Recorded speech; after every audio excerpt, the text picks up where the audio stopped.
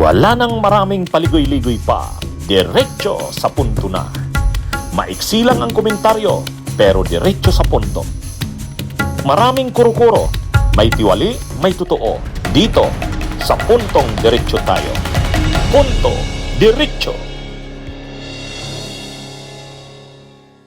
Sinabi na ni Secretary John Vic Rimulya, rinule out na yung foul play. Sa autopsy, hindi. Halimbawa, hindi pinukpok, hindi binaril bago nahulog. Ano talaga siya? Nahulog siya doon. Ang dalawa na lang ngayon ang pagpipilian diyan pag kung anong nangyari. Pwedeng yung version ng asawa, yung Cesar Cabral. Ang sabi niya, nandun siya para mag-unwind, mag-relax. Sabi ng driver, mag-relax. So, ang naisipan niyang pagre-relax, naupo doon sa may bangin, tumingin siguro sa paligid, maganda yung doon. Ang sabi nung asawa, si Cesar Cabral, nadulas, parang na-aksidente. Pero, ang isa naman posible din, nagpakamatay talaga. Ano ba talagang tingin mo? Anong nangyari doon? Una, yung forensic evidence, yung autopsy, yung mga CCTV sa hotel, sa kalsada, no, yung testimony ng driver, no, etc. Ang kulang na lang yung cellphone at yung kanyang mga gadgets na hindi pa sinusuko ng pamilya sa mga otoridad. No, yun na lang ang kulang. Pero mukhang sabi nila, ibibigay naman daw nila. Nung una, hindi sila pumayag ma-autopsy, pero eventually ay sinabpi na yung katawan para ma-autopsy. No, kaya at least for now, yung forensic evidence, ang pagkilling ay suicide. No, ay suicide. Meron lang mga tanong dahil nga sabi ng pamilya in good spirits naman siya nung huli nila siyang nakita. Yun din ang sabi ng kanyang mga kaibigan. Ikalawa, yung isang interview niya na lumalabas na yung kanyang greatest fear ay heights. No, kung yun ang kinakatakutan niya, anong ginagawa niya sa bingit ng bangin? No, na pinicturean pa ng kanyang driver. 'Di ba nung nakaupo siya ron, nakita mo na yung picture siguro na 'yon, no? Nag-selfie. Oo. So, at least for now, yung ebidensya na nandiyan ay suicide. No, suicide. Ngayon, yung sinasabi ng asawa na nadulas, for now, walang ebidensya 'yon. No? Walang ebidensya 'yon, no? Kaya tingnan natin yung mga susunod pa na kabanata. Dahil alam naman natin na whether ito ay suicide o aksidente, ay naglalagay ito ng malaking shadow dito sa mga investigasyon, dito sa anti-corruption investigation. Bakit? Dahil napakahalaga ni Yusek Cabral dito sa usapin ng corruption sa DPWH. Siya yung head ng planning for several years, dekada pa nga. At siya yung nakakaalam kung saan napunta itong mga proyekto, lalo na itong mga flood control. Siya yung nakakaalam dito sa 51 billion na ibinigay kay Pulong Duterte. Diba? Siya yung nakakaalam nitong mga ghost projects at itong mga substandard projects.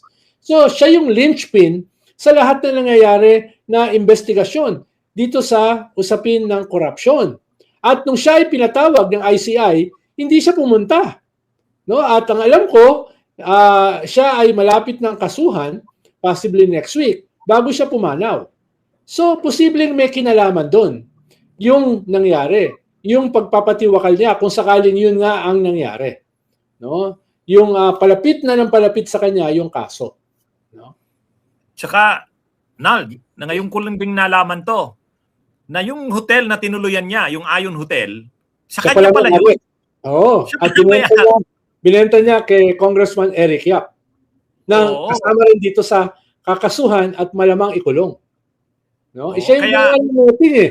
Yung netting sa Baguio, no? Kay kwan yan eh. Kay Eric Yap yan. Na ang sinasabi ni Mayor Magalong at sinasabi ng mga nag-iimbestiga dito sa corruption ay 4 to 5 times overpriced.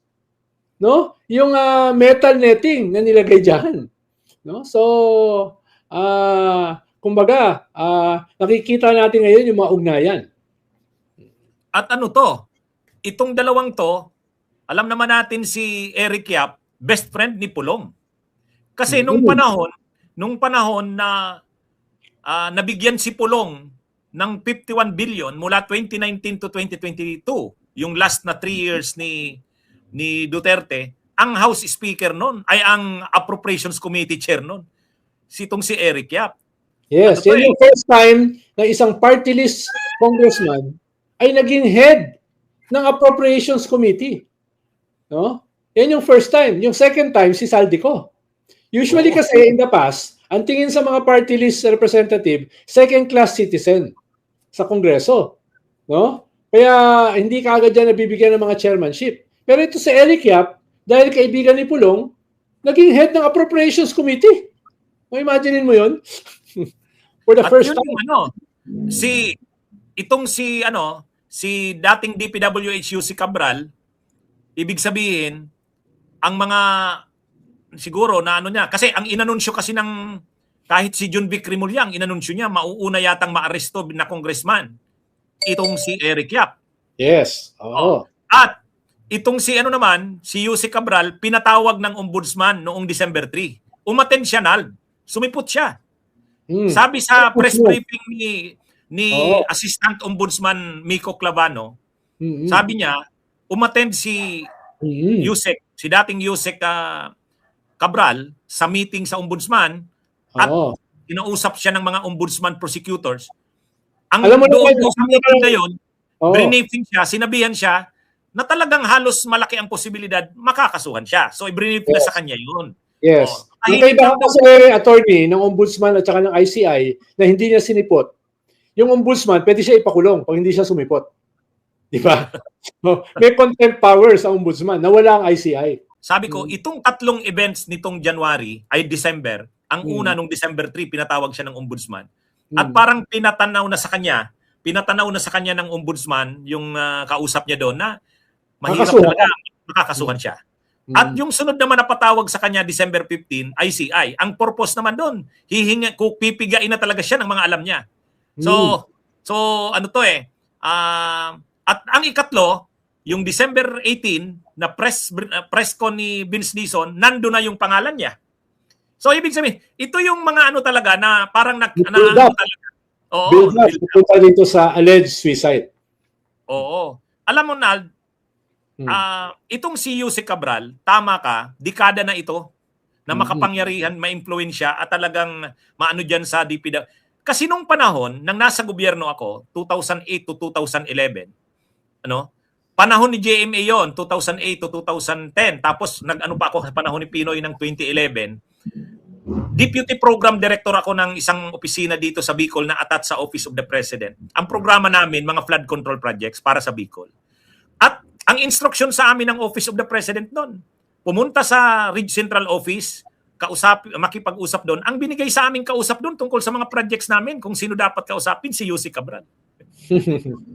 Ano yan Ano na yan? Imaginein mo. Ibig sabihin, malamang kahit sa panahon ni Pinoy, siya pa rin. At hanggang panahon ni Duterte, nakita natin, siya pa rin. Kasi panahon ni Duterte yung kay Eric Yap. Kaya nga siguro, naging sila ni business ni Eric Yap kasi nung panahon na yun na si Eric Yap ang approacher, siya pa rin ang nasa DPWH. Panahon ni Mark Villar. Tapos panahon ni PBBM, siya pa rin. Parang kasi, ang lumalabas dito, sa anumang change ng administration, parang ang advice ng secretary sa outgoing secretary sa incoming, si Yusek Cabral, wag mo nga yung aalisin diyan kasi yan ang nakakaalam na ng pasikot-sikot sa mga ganyan. At matatandaan natin, pag upo ng bagong Senado, itong 20th Congress Senate, ay di ba, yung sinabi ni Lacson na tumawag si Cabral sa opisina ni Tito Soto. At ang tinatawag sila ng 500 milyon na insertion sa NEP. Oo. Kaya lang, Nald, ako ang nakita ko doon, at nung si Marcoleta pa ang chair ng Blue Ribbon, umattend si Bunuan. Ang akala ni Bunuan at ang akala niya, kaya nilang sagutin lahat ng mga tanong sa investigation ng Blue Ribbon. At dala-dala niya si Yusek Cabral kasi ito yung sasagot ng lahat ng tanong. Ganon din si Yusek Cabral. Ang tingin niya, kaya niyang sagutin yan, kabisado niya yan. Pero nung sumunod na, lalo na nung kay Lacson na, at talagang seryoso ang ginagawang ito ng gobyerno, na panagutin ang lahat ng managot, mukhang na problema na. Doon na nakita ni Bunuan at saka ni Cabral. Naobliga na silang mag-resign, 'di ba? Nag-resign sila. Tapos akala nila noon pag nag-resign na sila tapos na rin. Hindi. lumaki pa lalo ang problema ng ano na sila, talagang nag-tell all na si Bernardo. Binanggit na sila. So, mayroon na talaga. Kung pala yan, no? Hindi yan political appointee. Nag-rise yan from the ranks. No? Estudyante pa lang siya, nasa DPWH na siya. No? At kung pala yan, ang dami palang honors niyan. Naging head siya ng Civil Engineering Association of the Philippines. No? Tapos ang dami niyang masteral at saka doctorates. At marami siyang mga courses sa Wharton, sa Harvard, etc. Kung pala yan, ang dami niyang track record.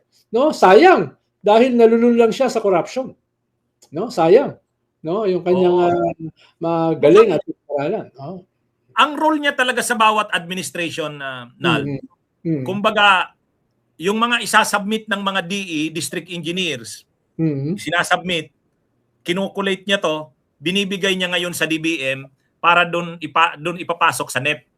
Kaya kumbaga, tapos pag nandoon naman sa Kongreso na, syempre mag-a-amend ang mga kongresista, siya na naman ang point person doon ng DPWH para ano ang pwedeng i-accommodate na mga insertions at amendments sa House. Pagdating sa Senate, gano'n na naman. Siya na naman ang ano doon hanggang sa BICAM. Yun talaga yung trabaho niya eh. Kumbaga, siya yung kanang kamay ng secretary pagdating sa mga ganyan. Kaya nga, piniprepare niya na yung budget para sa 26, tumawag na siya sa mga senador, katulad ni Senate President Soto. Kaya, yun talaga yung ano. Ngayon, ang problema kasi sa kanya, pag sinabi mong mag-tell all siya, mag-cooperate siya, matindi ang iti-tell all niya. Matindi yun. Hindi itutulad ni Bernardo. Si Bernardo, pag sinabi mong tell all, sino ba yung mga senador na nagtiwala kay Bernardo ng kanilang pondo? O di si ano lang yon, si Bong Revilla, si Jinggoy, si Grace Po, si Nancy Binay, si Escudero. Yun. Pagkatapos, pagkakausap na si Bernardo, ito yung sabi ni Revilla, 500 million ang pondo niya. Sabi naman ni Jinggoy, 350 million. May kausap naman ngayon na district engineer si Bernardo. Dalawa halos ang mainling kausap niya. Yung district engineer ng NCRC o Polincia at yung district engineer ng Bulacan First Engineering District, si Alcantara. So ganun yung doon lang si Bernardo. Pero itong si Cabral, halos buong gobyerno ito, Nal. Buong gobyerno na ito. Yung mga galing sa district engineers, yung mga insertions sa Congress, sa Senate, sa BICAM, siya yun. So alam niya talaga yung mga insertions. Kaya pag sinabing mag-tell all siya para maligtas siya, ang daming sasagasaan. Kaya parang sa nangyaring ito, sa pagkamatay ni UC Cabral, parang ang daming nakahinga, Nalda. Anong tingin mo?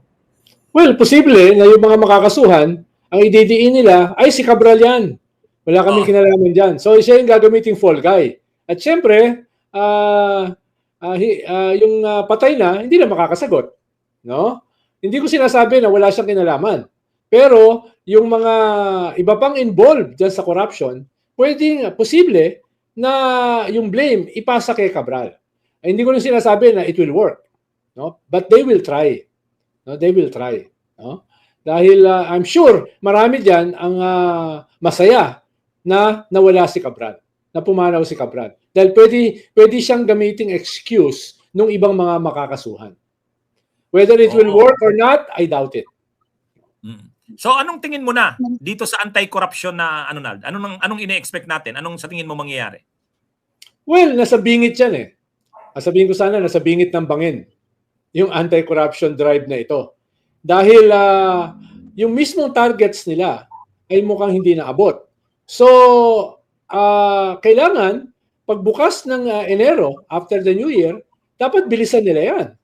Dahil kung hindi nila yan bibilisan, baka mawala na yung tiwala ng gobyerno dito sa kanilang anti-corruption drive.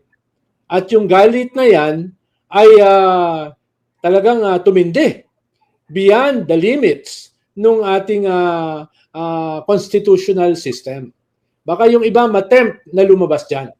No? Walang kinabukasan itong gobyernong ito, walang kinabukasan itong sistemang ito, sama na tayo dun sa mga RevGov, sama na tayo sa military junta.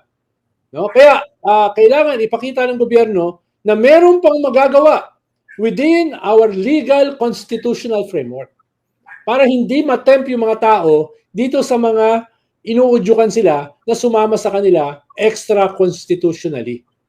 No? At mahalaga na hindi lamang magkaso. Mahalaga may mapakulong. Hindi lang mahalaga na may makulong. Kailangan may mga big fish na makulong. Hindi lang sapat na makulong itong mga big fish na ito. Kailangan mabawi yung kanilang ninakaw. Hindi lang sapat na mabawi yung ninakaw. Kailangan merong magkaroon ng malalimang reforma sa ating sistema para hindi na ito maulit. No? Yan yung mga kailangan gawin. Hindi next year, kung hindi early next year. Hindi sa 2027, kung hindi sa first quarter ng parating na bagong taon. Bunyog, bunyog, halikan na kasama ka. Bunyog, kapag buklod ay may pag-asa. Luzon, Visayas, Mindanao, isa ang pananaw. Sa bagong Pilipinas ang bunyog isisigaw. Bunyog.